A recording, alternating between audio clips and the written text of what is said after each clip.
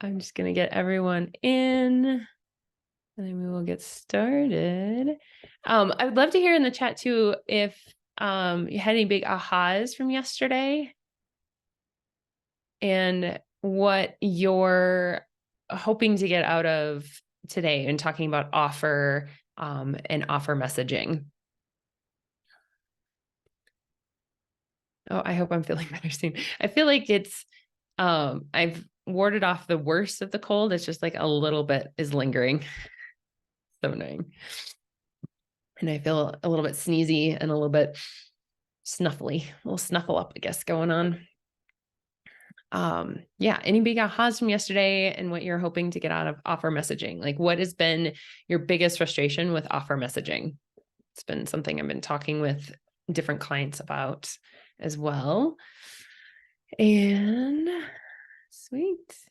I love all these faces here. It's so fun. Cool. And then let's see, we got recording, share screen. And I'm going to set up the chat again. Mercury gates, how to use them, right? Love that. Another one, Christina says, ending the healing vibes. Oh, sorry, I'm going to let a couple people in. 100%, especially around how I be in the question when posting anything. Oh, how I sending anything. I think that's what you mean. Awesome. How to be consistent with my tone of voice for marketing and content creation. Yeah. And content, we're really going to dive in tomorrow as well. I've always felt like I do so much and not having to choose feels great, right? Aha was having offers that are like a train stop. I love that analogy. It's like my favorite. It's my favorite. Brenda says, lean into the defined channels of openness and transitoriness in my messaging. Ooh, I like that. Emphasis on communities for reflectors. Yes, absolutely. Gorgeous. Sweet. Letting a few more in before I dive in.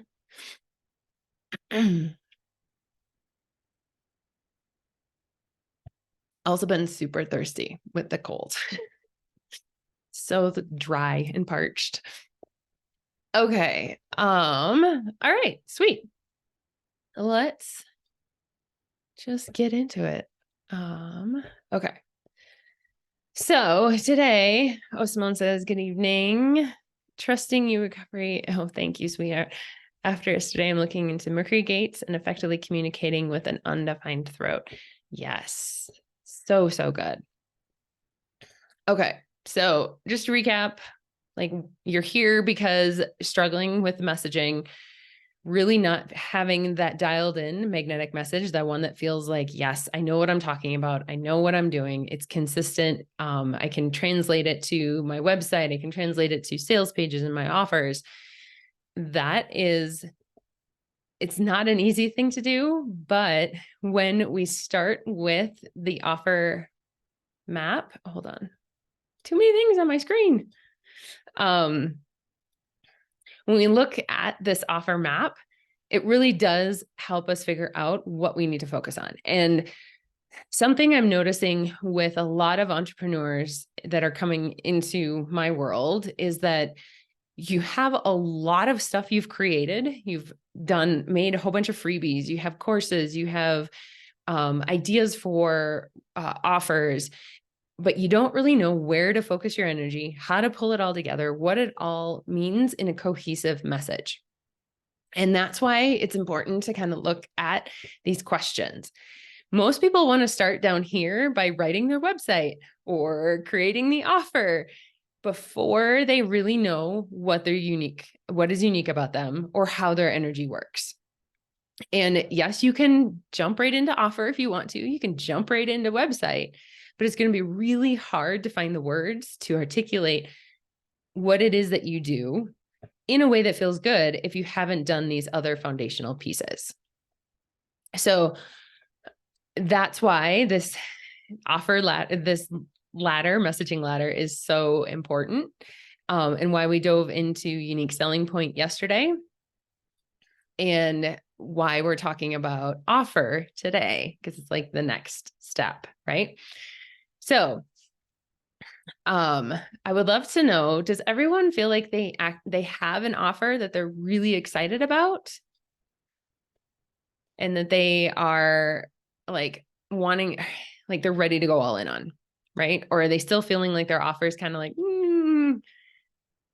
a little fuzzy, it sort of sells, but sort of not. It's not really them.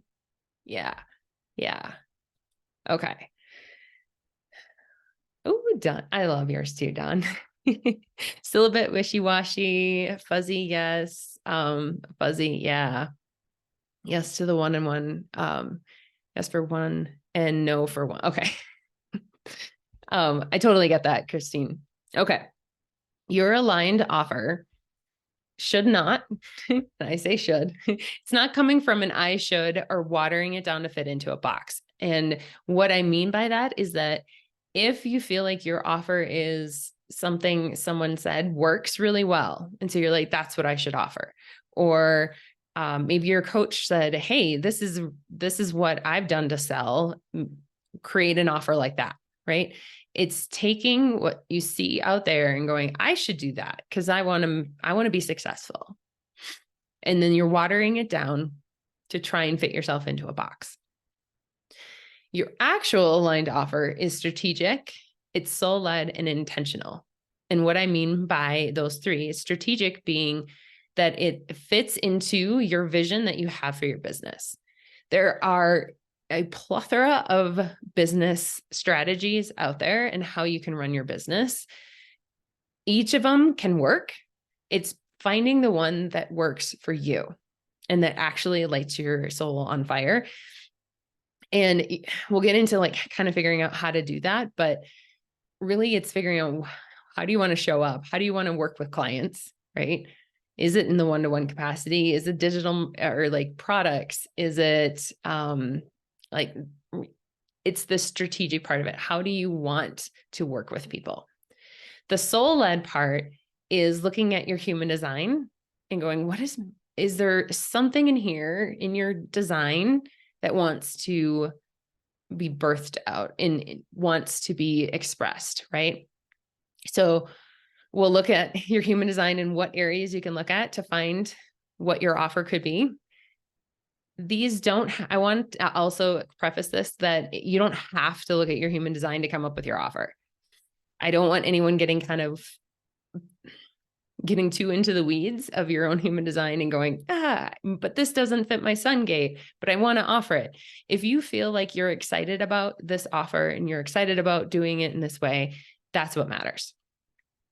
And then the intentional part is that you're creating an offer intentionally that goes with the strategic and the soul-led. So it's lines up with this customer journey. It lines up with what you want to do. Intentional, right? I used to create, I'm a classic mini-gen, and that I kind of just create on a whim. And I spent probably a year and a half just creating shit just to create, just throwing things out there and doing it all like very unintentionally. And it kind of was strategic, but not really. It was very soul-led. It was very like, yeah, I want to do this, but it didn't have an intention behind it. And therefore, none of it took off. None of it was able to really impact people the way I really wanted it to, because there was no intention behind it. Go back to, let's see. Christina says, I'm a projector and want to do everything. We all want to do everything. You can do everything, right? It's what are the everythings that make sense for you, right? And maybe it's getting help too. That's definitely a possibility. Brenda says, what's the discernment between excitement and shiny object? Ooh, I love that question. The discernment between excitement and shiny object. Number one, pause. Always, always, always pause. If I don't care what authority you are, you can be sacral, you can be splenic is another one that's very in the moment. It doesn't matter. Pausing to say, why am I excited about this? Why does it actually light me up? My best friend asked me this the other day. She's like, well, why do you want to offer that? And I'm like, well, and I went off. Like, I just went off of how much I freaking loved it. And she's like, that's what you need to do more of. I'm like, yeah. So it's asking those deeper questions. Why am I excited about it? And then with those deeper questions, you realize, oh, well, it's actually, I'm excited of the potential of what that could be, right? Or maybe it's you get caught up in what someone else is doing and it sounds really good. But when you really sit back and think, you're like, no, that's actually not what I want.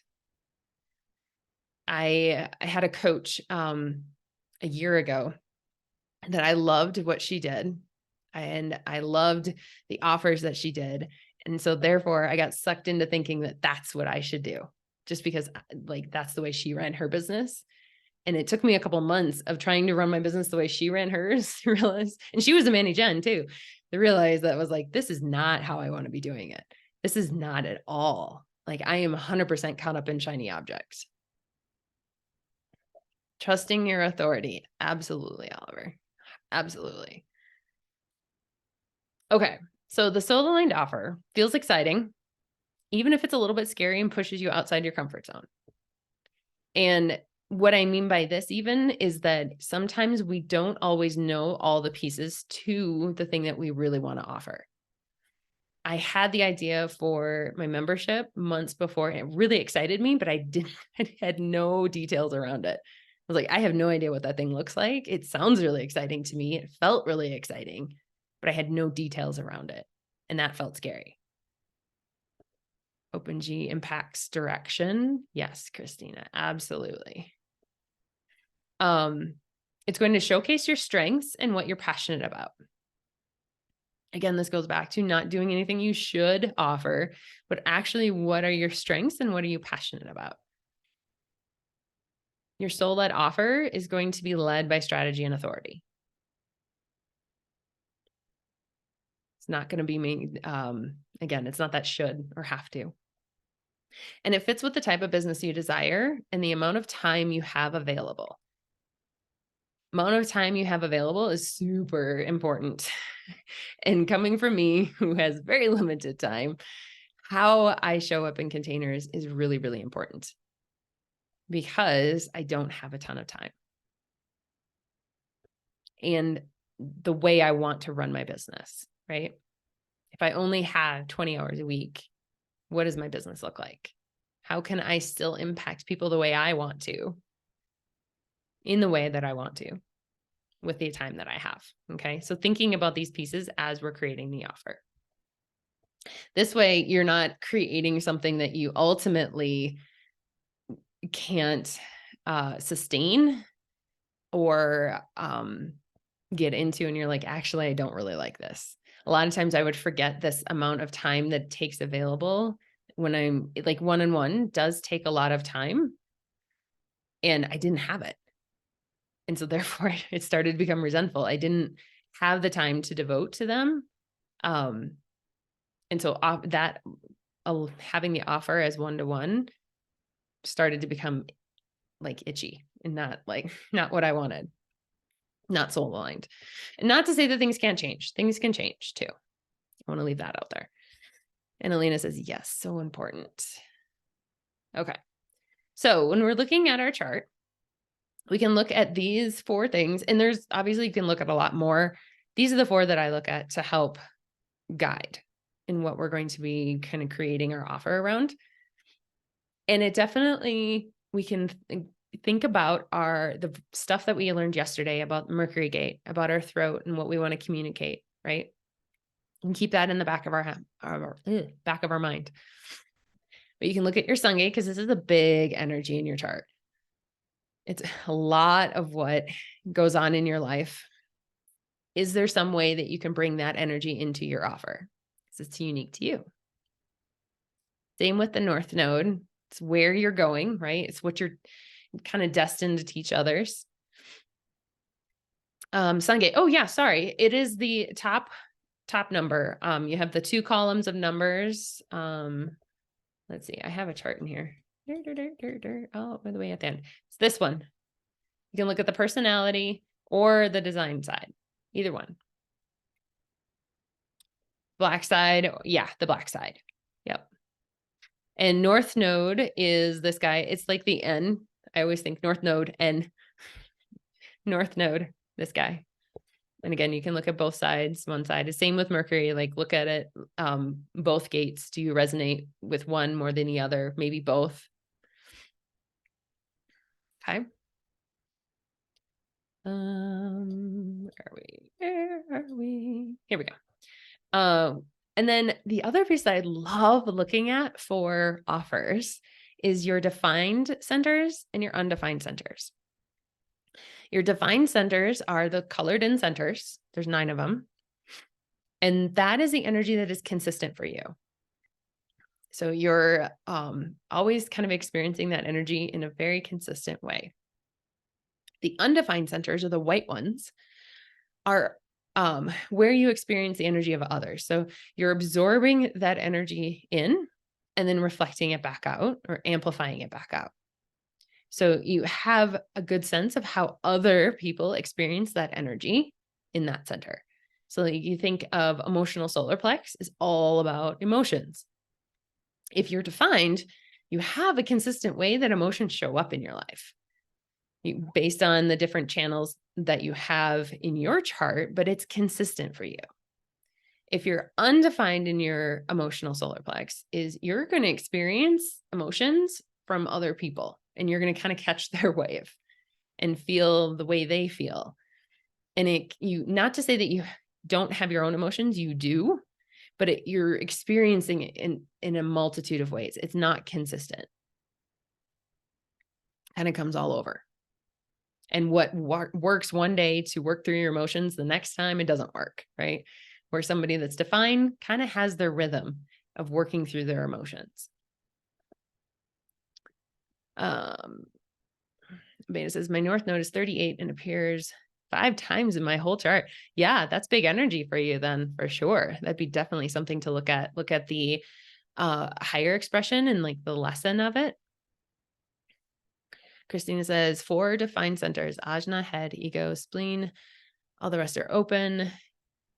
Sun 45, 22, North Node 8. Yeah. Just looking at, I mean, when you pull all those things together, and we're going to talk about each of the centers, but when you start to just lay out that stuff in a notebook and say, here's what Sun 48 and 22 have to say. Here's what my North Node 8 has to say. What threads in there feel like, yeah, I would love to teach on that. Or I would love to show someone else how to work through that energy, right? How can you pull that into your offer? Empaths, open solar plexus. Yes and no. That is definitely if you're,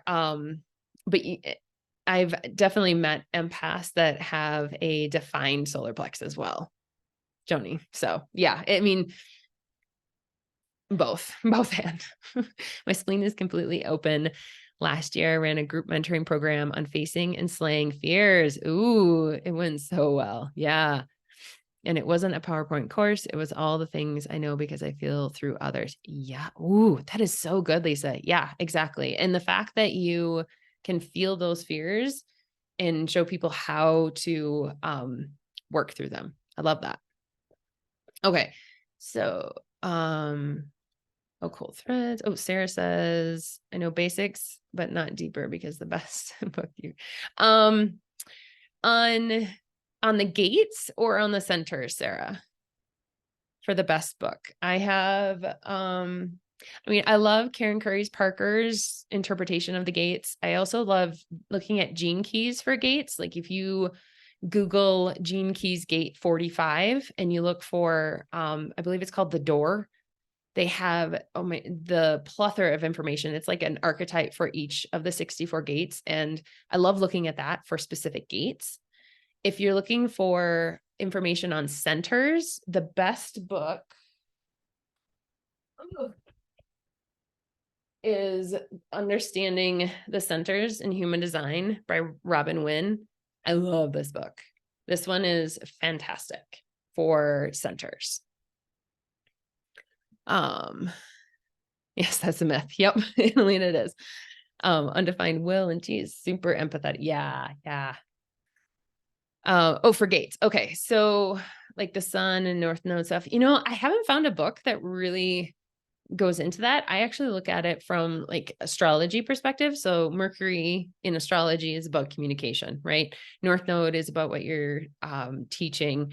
Earth is what grounds you. The moon is what motivates you.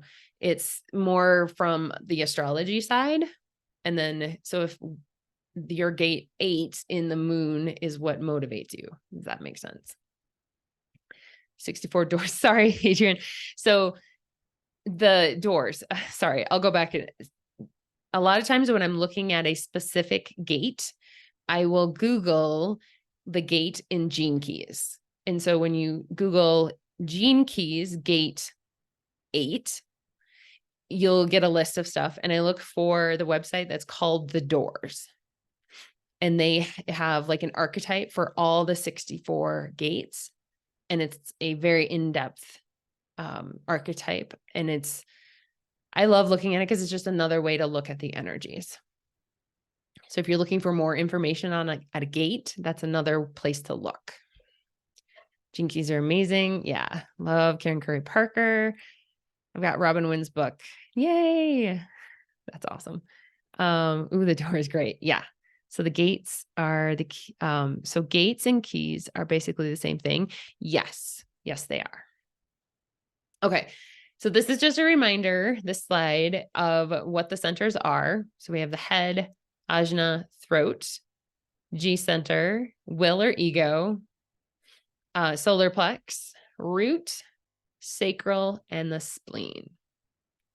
So the projector with the G center completely open, always changing and with a little drama with my own identity. But always knowing everything about everyone else's identity. Oliver. Yeah, that makes sense. Okay. So if we're looking at your defined centers, this is energy that you have consistently and that you're like radiating out, if you want to think about it that way. This is energy that you can use to help people solve their problems, right? So if you have a solid identity, you can help other people find that solid identity with a defined G. And I want to add before we get too deep into this, is that there's a higher and a lower expression of all the centers, whether they're defined or undefined. So you can be in the not self of a defined center and an undefined center. Okay. By and large, what I've seen is that your defined centers, we often think of ourselves as too much. We try to like dampen it down and not be so big. And our undefined centers, we feel like we're not enough. And it's where a lot of our deep conditioning comes from, is our open centers. And it's also the place that we can teach really well too, if we've done the deconditioning work. Okay. So if you look at your chart, what you have defined, which ones of these do you have defined? And where do you feel like, yeah, I really do want to like help people with that? You don't have to do all of them either. Like I don't spend a whole lot of time in the sacral. I'm more in the throat, clearly, with speaking and talking and writing, right? I have a defined G center. So I have a sense of direction, lovability. I can help other people find their direction. I have a defined root. So I inspire and help people figure out what they need to be doing and what they don't need to be doing, what's not really moving the needle or going to get them, take them anywhere. Oh, Annalena, yes, the G center, because your incarnation crosses there too. Yeah, it's big themes for you. Makes sense. Help, all defined except the solar plex. So much going on. Yes. Okay. So Joni, you have big energy. So number one, do you feel like you have to make yourself small because you have so much big energy? And then the second one would be to look at which one of your defined centers do you feel like feel really comfortable in? Like you're in the highest expression and feel really, really good about? Are you like understand your will center and commitment and motivating, inspiring others and valuing yourself? Does that feel like the one that like you can speak to really easily?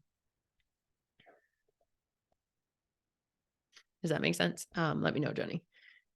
7 defined centers, only the open head and spleen. Yeah. So again, like looking at what you want to offer, your experience, your unique selling point.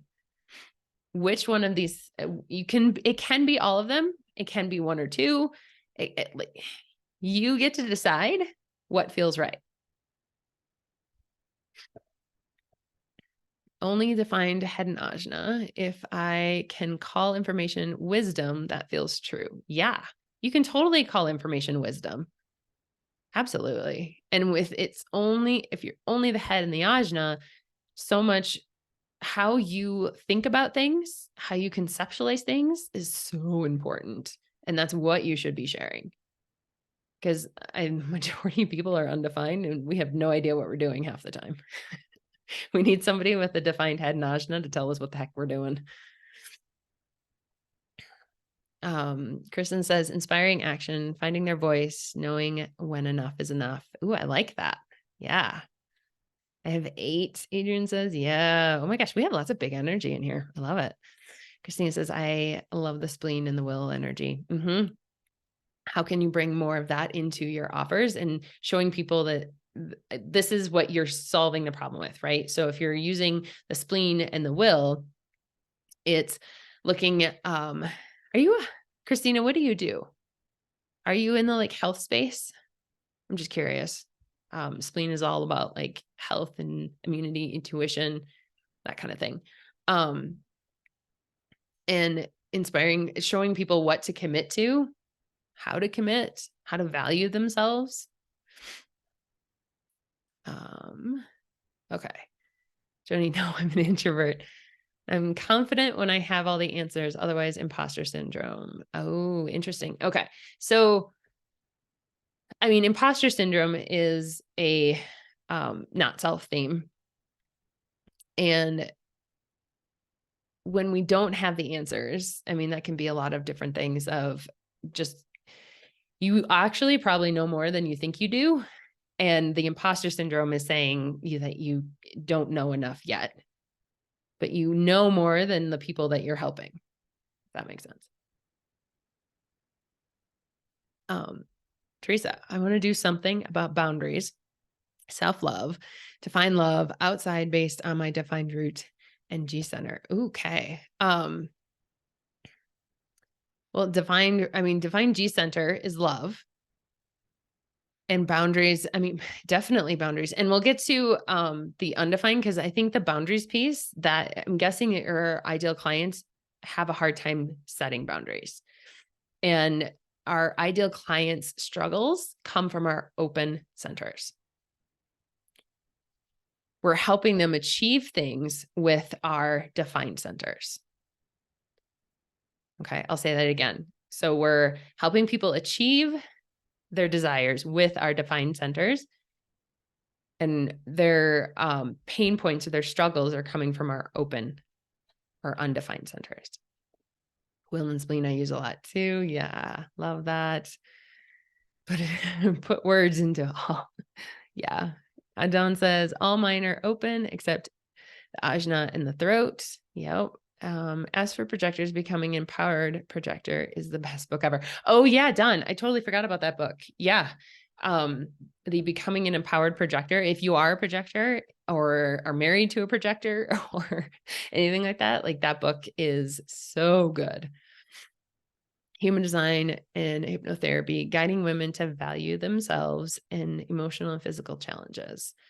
Okay. I think I asked you that, and now I don't remember what my question was, or like why I asked you that. Oh man. I'm sorry, Christina. Too many things for this undefined ajna. What I do. Yes. Yeah, I figured that's what you did, but I'm trying to remember what my question, like why I needed to know that. We were talking about your defined centers. Sorry. Let me go up and find it. Spleen. Oh, you have spleen and will energy. Okay. Human design, hypnotherapy, guiding women to value themselves, emotional and physical challenges. So think about this. Spleen and will.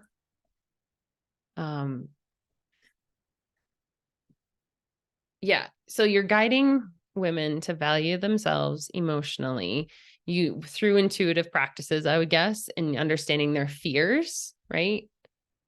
Hypnotherapy can really help with fears. And that's where the spleen is all about fear and handling fear. And emotional and physical challenges, will centered, I mean, it could be inspiring them, knowing, helping them figure out what they're committed to. That kind of, I guess there's a lot more we could go into. And there's a lot more to each center than just this one thing too. If you're super defined, how would you use all of them in one offer? Oh, it's a taste of all of them. Again, like you don't have to. I want to preface that is that you don't have to use all of them. Use the ones that are like, I really feel connected to this energy and I want to share it. And I want to show people how to understand it better within themselves. You can, for sure. It feels like a really big offer, maybe. But again, without context, it's hard to say. You can do it. I'm not saying you can't. Yeah. Okay. Health and immune. Yeah. Okay. So Teresa says, going back to pain points, that is the open centers for me. Yes. But if I'm open, I'm not secure with them. How can I teach that? I have the G center, the spleen, and the root defined. So I have to teach on that as a 2-5 projector. So like I said before, that there's a higher and a lower expression. You're right. We don't want to be teaching on anything that we are in the lower expression of. Okay. Let's just go to that. So here's the undefined centers. We don't want to be teaching on anything that we haven't kind of essentially transcended and alchemized ourselves. So if I am still struggling to commit to anything and wondering if I'm good enough and doing enough, I don't want to be pointing that out to my clients because I'm going to get people stuck in wondering if they're enough. They're going to be not willing to commit to my program. There's going to be a whole host of issues. But if I understand understand commitment from an open will perspective, which I do because I have an open will, is that I have to be excited about something to commit to it. I can't just will myself to do it. And I can talk about that as pain points in my copy. Same with like solar plexus. The solar plex, I have an open solar plexus. So struggling with setting boundaries and people pleasing. I could talk about that where I know people, you want to people please in your copy. You want to, you struggle to set boundaries and that ends up looking like putting everything but the kitchen sink in your offers, right? You'll find that there is one that your ideal client really gravitates to. And that's the one that like you get the most people around. For me, it's the ajna and overthinking, procrastinating, and taking action. That's the big one that seems to draw people in. But again, I could talk about all the others and sometimes I do. But again, you have to make sure that you're not stuck in overthinking or procrastinating. Not to say that I don't occasionally overthink. I do, but by and large, I know when it's happening and I can shift gears and get myself out of it. Okay. Kristen says, I have an undefined emotional solar plex, but as a manifesta, I know emotions and people like the back of my hand, emotional intelligence, foundational piece of my business, how to move through emotions and understand how you impact others. Ooh, that's beautiful. Yeah. So we can definitely teach, like, I'm going to show you how to not stop overthinking your stuff. Like, I'm going to show you how, when you are confident in who you are and your aligned offer and all of these pieces are in place, the overthinking stops. Or we at least know it when it's happening, right? So does that make sense? So you're helping people with their emotional intelligence through the other pieces. You're showing them what emotion, I'm guessing, as a manifester, you're showing them what a world of emotionally intelligent people looks like. That would be amazing. Yeah. Yeah. So these are shadow levels. Yes. Yes. And the undefined, these are the lower expression. These are what people are going to be struggling with. Again, you want to make sure that you're not really struggling with it.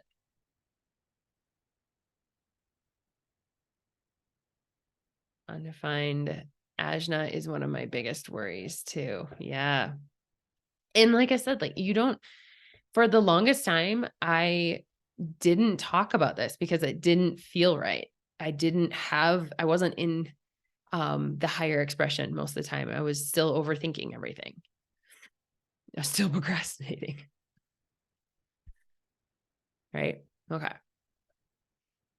All right. Let's go back up to, all right, here. So I wanted to talk a little bit about magnetism, because magnetism is, I feel like, something we talk a lot about, but we don't necessarily know what it means or how to get it. And magnetism is created when we feel confident in what we can deliver in the outcome, right? When we feel confident that the outcome of our offer, like, we have on lock, I will 100% get you that outcome. If you don't feel confident in that, magnetism is going to go down.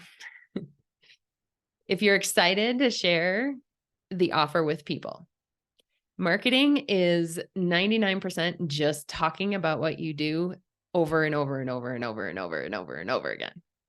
One post is not going to do it. We have to be out there talking about it over and over and over and over and over. So if you're not excited or don't believe in the outcome, it's going to be really hard to show up over and over and over and over. You're going to get tired of it, and the not self themes are going to come into play because nothing is working, right? The people aren't responding to posts. You're not booking clients. You're not getting anyone to buy into your launch. And that's when you can have the not self themes show up, because you're not either excited about it or you don't believe in the outcome. And your belief in the outcome, in the offer, far outweighs your need for it to work. This is a big one that I've learned in the last year. You have to believe in the offer and not need it to work. And this is hard when you're starting out, because you're like, I need to make money. I need this to work. That neediness is like, it's clingy. It's, people smell that, right? They know that you need this to work. I will be here talking about this incessantly till cows come home. I don't need it to work. I want it to work. I believe it's going to work. It is working, but I don't need it to work. Okay. Your magnetism is depleted if you feel like you should be offering something because someone said to, or because you saw someone else offering. If there's any should to, have to, right? It's depleting the magnetism. And if this work, if there's any of the neediness, can't talk, and you don't trust your ability to articulate it clearly as well. I see people getting stuck in this. I'm myself included in the past. If you don't believe that you can articulate it clearly, you're going to feel like it's stuck in your throat and it can't come out. It's like waiting perpetuates more waiting. When you're feeling like you're not clear, it just perpetuates more clearness. Instead of saying, no, I'm clear. I will just keep talking until it becomes clear, or I'll keep writing until it becomes clear. You all have the ability to articulate clearly. Oh, wait, I've got some comments here.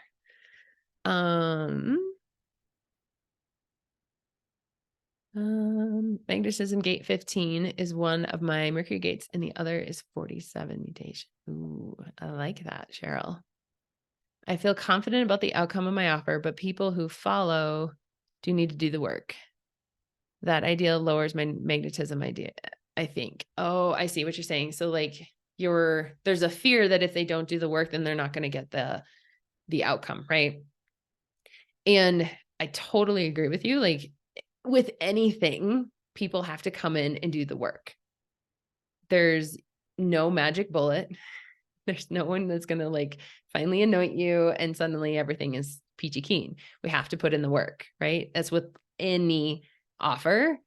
And you can address that in your copy if it's something that you're seeing people come into your world that really aren't doing the work and then feeling like, right? It's an opportunity for you to go, is there something I can do to support them? Is there a limiting belief, which it sounds like you feel like this is a little bit of a limiting belief that people aren't doing the work. I have felt that as well, of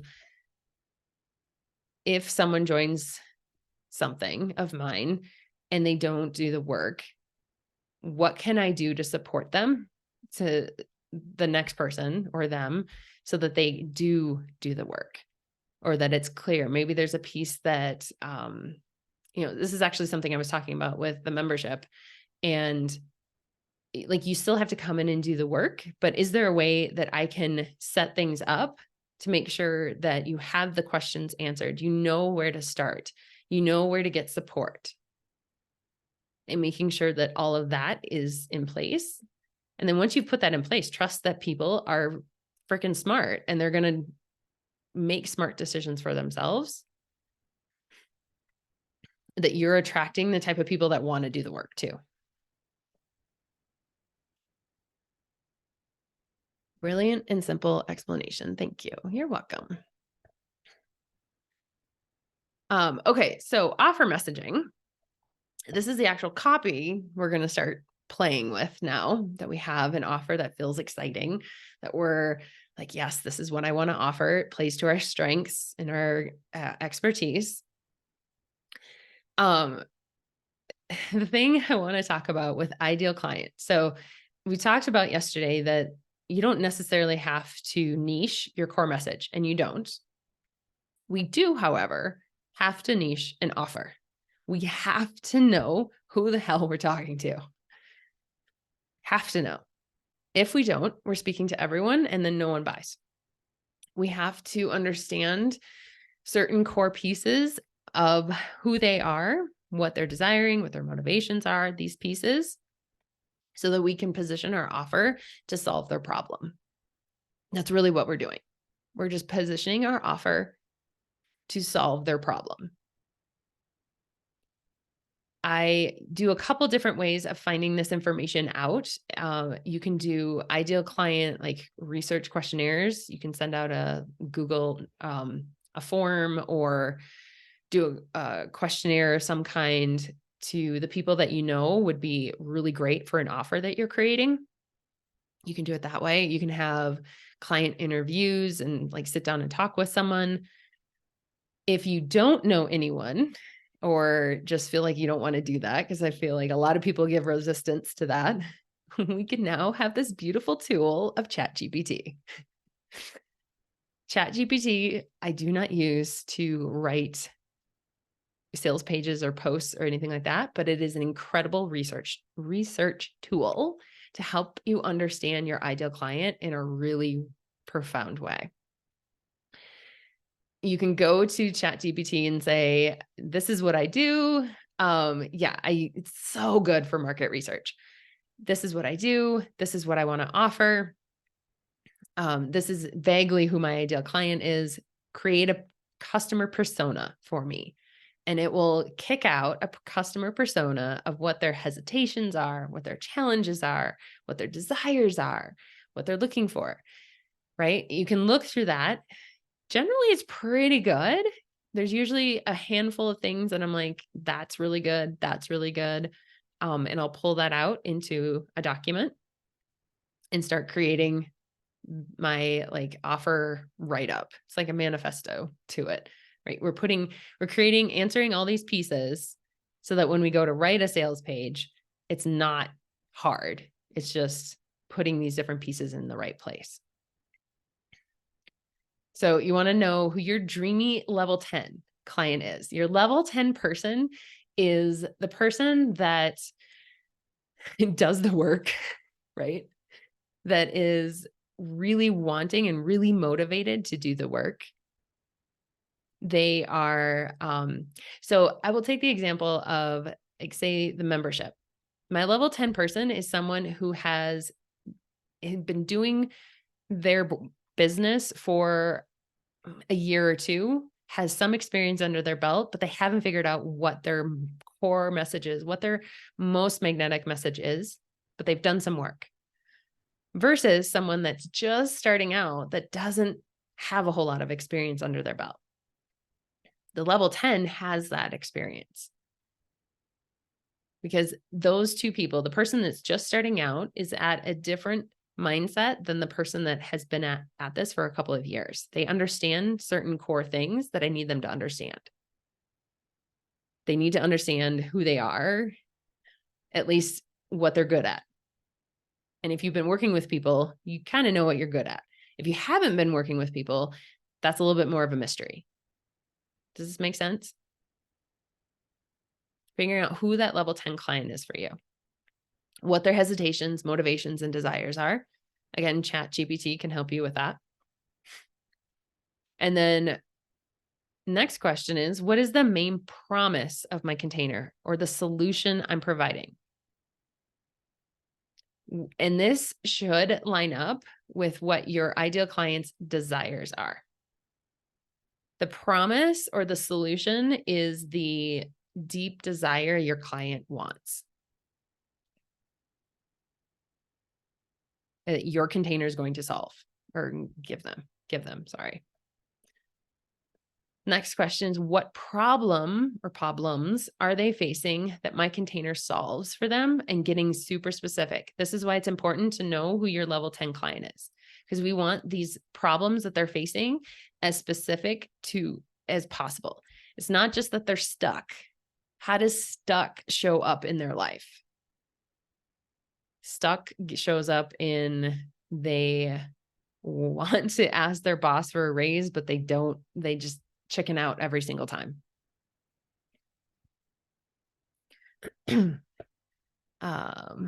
Transformation they want. Yeah, transformation is another word that you can use for the solution. Transformation.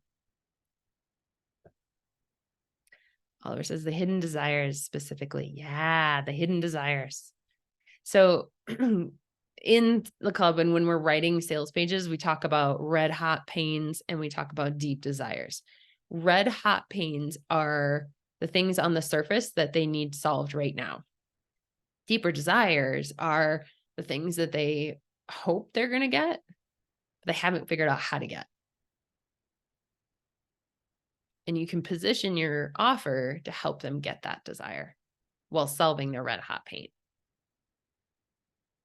That's copywriting speak mostly, but that's what you're doing with messaging and selling your offer. Okay. And then another one that's really helpful to know is, what has she been putting up with that she no longer is willing to?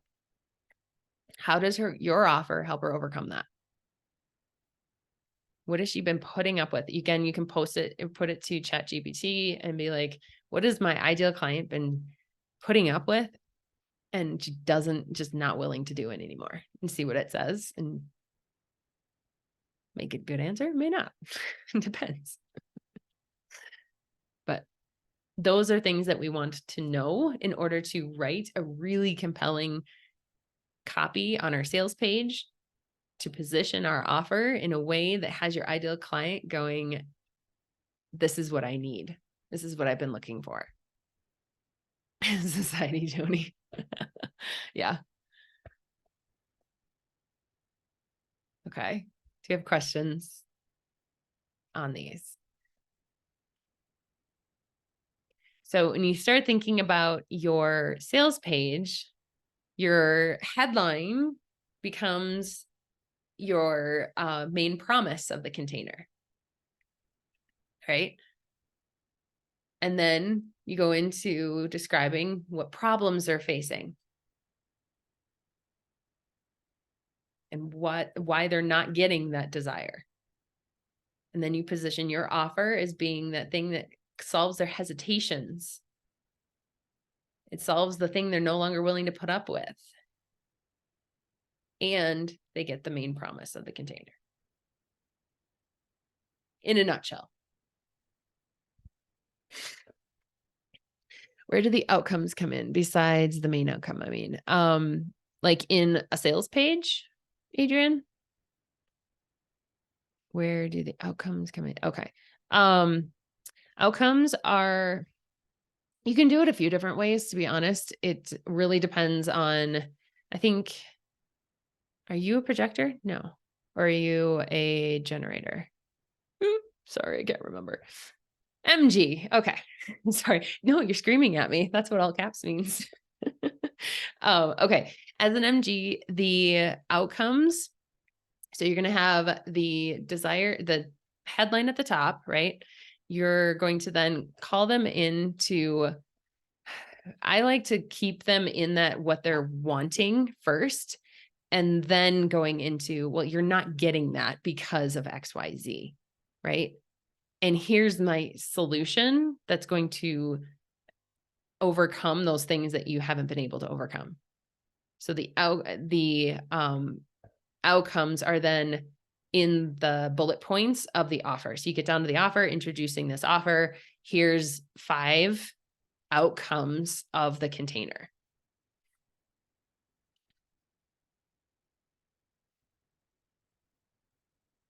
Does that make sense? So it's more down when you introduce the offer in like its full extent. You get a whole bunch of bullet points. Okay. We talked about that. Then I wanted to just go into a couple different examples, and then that's it. So we can talk about anyone's offer if we need to. Okay. So this is mine. This is my chart.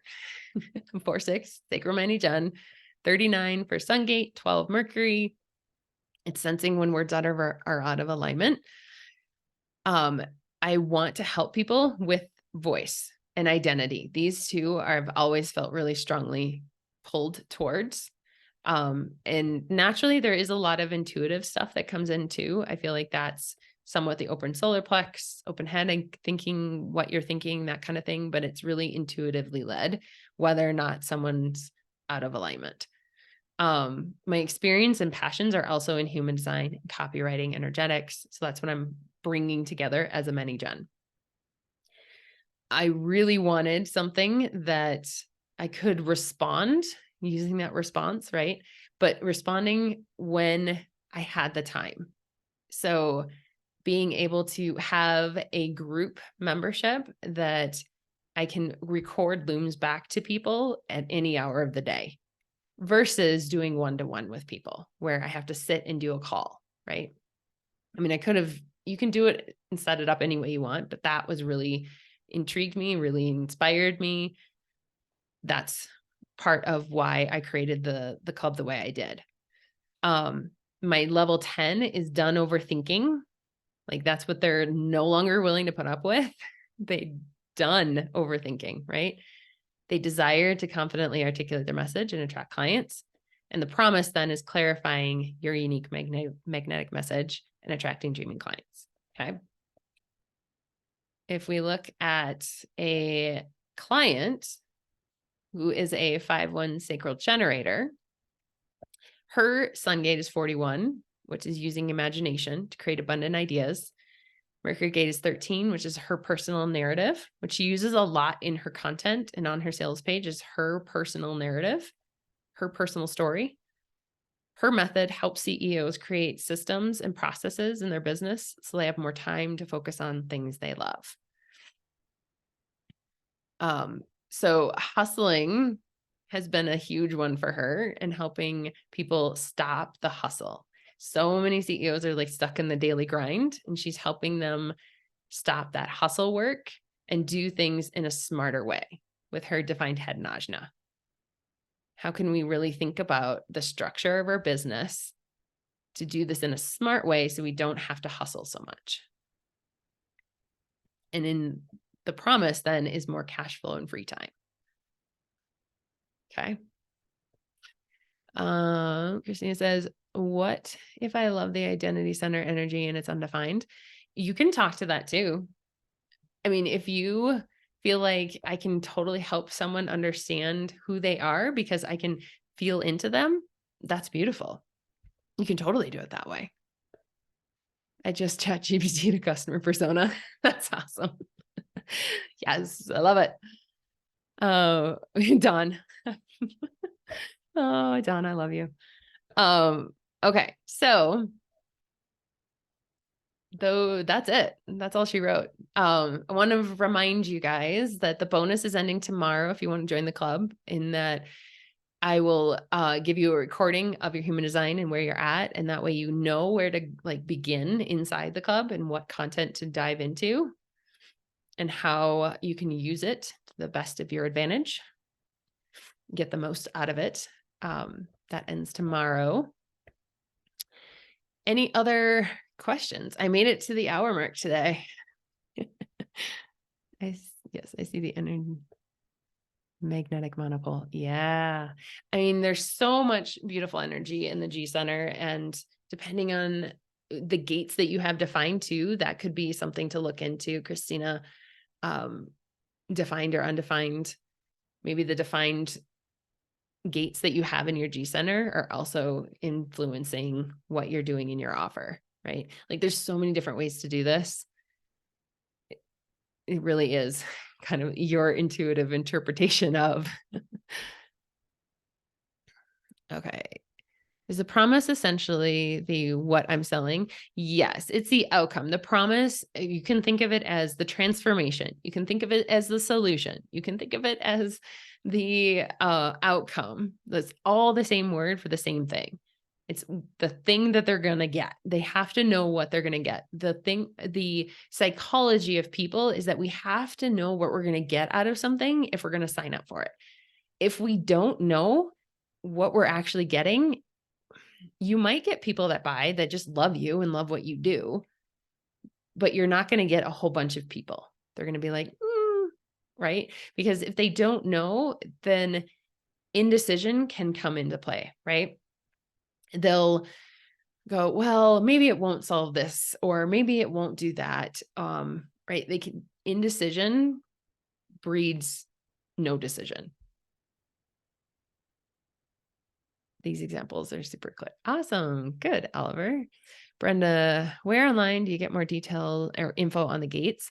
So you can Google it. And like I said, try Gene Keys, whatever gate you're looking for, that'll give you information on a specific gate. You can buy Karen Curry Parker's book is out. The Encyclopedia of Quantum Human Design, that has gate information. I use that book a lot. And then there's obviously Ra's book as well, which is, where's that book?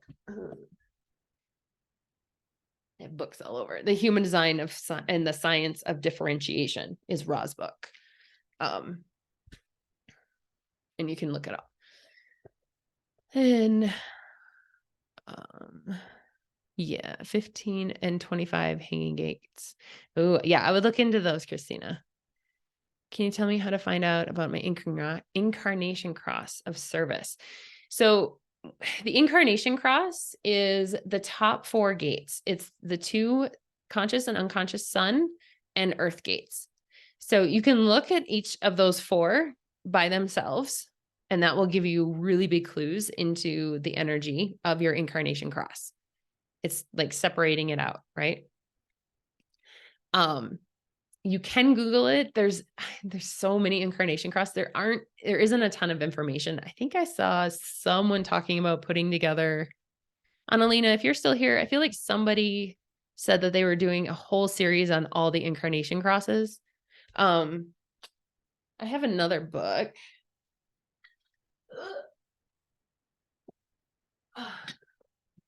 I have the Book of Destinies. This book is all about the incarnation crosses.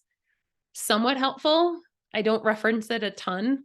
But that's also a resource for incarnation crosses. I feel like every website says something slightly different for the gates. Where do you get yours from? So you're right. They do. It's all an interpretation of the energy, right? So when you're looking at all these different ones, which one resonates with you? Always coming back to that. Which makes sense to you? Raw stuff I've gone a little bit away from because it is more in the negative side. It doesn't resonate as well as Karen Curry Parker's interpretations. And then I put my own interpretation on it. That's kind of the issue I think some human design purists have, is that everyone's putting their own interpretation on the energy. But honestly, it's finding one that resonates with you and makes you go, oh, that's it, right? Gene Keys is amazing. It's so true. Christy Hayes is a projector. Oh, cool. Jill says, my Mercury is 47. About the aha moment, clarity out of the chaos. I help people make decisions, but not sure how to niche into that into what kind of people and what kind of decisions. Okay, so that, Jill, maybe go back to your experience. I mean, we make decisions all day, every day, right? It's going to go back to what your unique selling point is, your method, your system. I can't remember, whatever you are.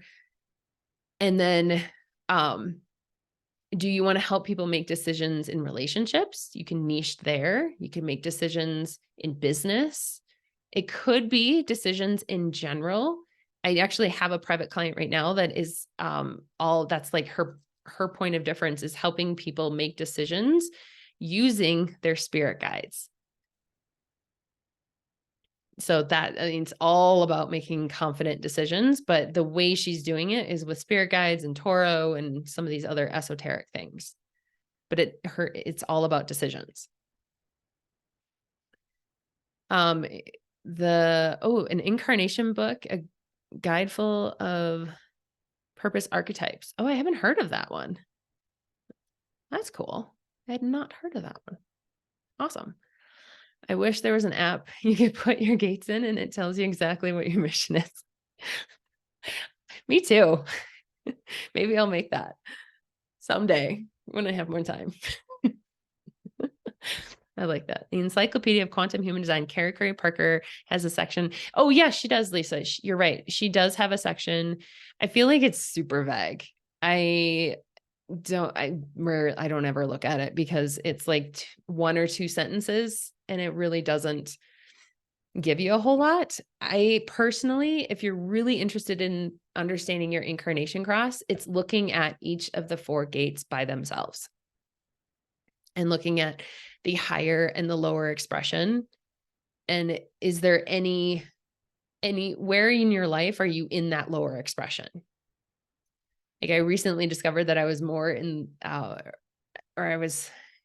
the lower expression of my design sun gate was sneaking in ways that I didn't realize. So as actually my gate here. So 21, the lower expression or the shadow of 21 is control. And it talks a lot about control of people. I don't control people. I don't really care what people do. That is not a thing. So it didn't resonate for a long time till I realized I wasn't controlling people. I was trying to control how things came into my life, like trying to manifest, right? I was controlling how I wanted things to come into my life. And that's when I went, oh, it's not my job to control. It's not my job how things come together. and I let that go. And so much has just magically appeared since then, and realizing that I don't have to control. It was sneaking in, if that makes sense. So really understanding what these 4 gates and the energy of them can really unlock a lot of things, if that makes sense. Okay. Any thoughts on selling to a specific type? I'm an MG. Is it more advantageous to try to sell to other MGs or people who don't have sacral motive? I think if you want to create a specific offer for a specific type, you can 100% do that. I know people that are very successful doing that. If human design is not your thing, then I wouldn't worry too much about it in terms of like, I want to attract just projectors. I think you'll naturally do that when you're using your own defined energy and selling to the undefined. You'll find that you'll kind of, I attract a lot of MGs. I attract, and then I go through phases where there's a lot of projectors, MGs and projectors. But I don't think unless you're a human design expert and you're like, that's your niche, that's your thing, then I wouldn't necessarily create an offer just for projectors or just for MGs, if that makes sense. Reading the Gene Keys, Richard Rudd helps me. Yeah, I love it. Like, he's great. I get a little bit lost in his spheres. Haven't totally dove down that rabbit hole yet, but I know lots of people that get I think honestly, I just don't have time to dive down into them. It has not pulled me. Aren't projectors here to guide the other? I mean, yes and no. You're here to help people understand energy, understand who they are, understand in systems, understand you can guide, but you're not the only guides, if that makes sense. I feel like some projectors can get locked in that they have to guide people. You don't necessarily have to guide.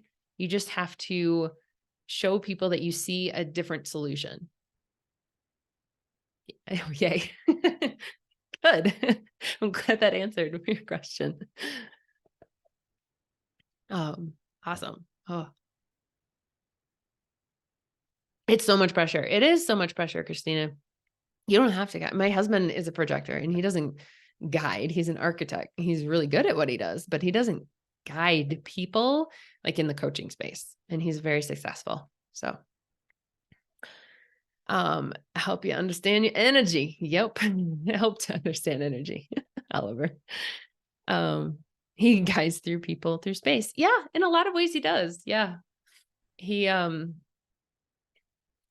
does hospitals and medical office buildings, and he's very passionate about making that environment as user friendly as possible while promoting wellness and being able to get better when you're in that space. It's not an easy thing to do. There's a lot of regulation around hospitals and medical office buildings. But yeah, cool.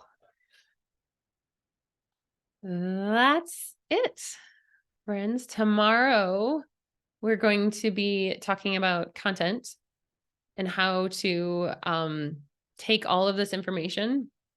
We have an offer that we kind of have an idea of around what we're offering, what our voice is, how do we translate that into content? That's what we're going to be talking about. You're so welcome, Christina. Thank you, Oliver. So yeah, let me know if you have questions on the membership or the content here. That's it. Cool. Thank you so much, guys. Off to bed. You're so welcome, Christina. Awesome. Thanks, guys. We'll see you tomorrow.